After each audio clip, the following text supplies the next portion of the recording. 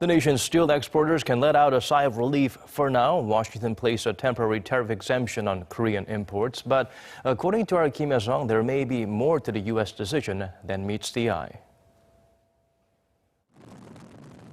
South Korea is now exempt from the steel and aluminum tariffs announced by President Donald Trump, at least temporarily. On Thursday local time, the White House formally authorized a suspension of the tariffs for 6 countries: South Korea, Argentina, Australia, Brazil, Canada, and Mexico, plus the EU. In a statement, the White House said South Korea was listed because of its important security relationship with the U.S., including a shared commitment to eliminating the North Korean nuclear threat. President Trump will decide by May 1st whether to extend those exemptions based on the status of discussions with each country. Trump signed off earlier this month on tariffs of 25% on steel imports and 10% on aluminum, and for countries that don't have exemptions, they take effect this Friday.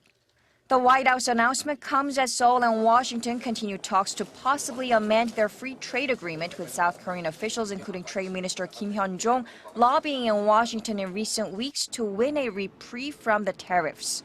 The announcement is a temporary relief for South Korea, third largest steel exporter to the U.S., but experts say it is not necessarily good news. The move gives Washington more leverage in the ongoing bilateral trade talks with South Korea, like a trade-off to get South Korea to lower its tariff barriers to U.S. automobiles and agricultural products. So South Korea should be careful deciding what it's willing to give or take. At the same time, the U.S. is indirectly pressuring its allies to join in efforts to target Chinese steel and possibly to file a complaint with the WTO together.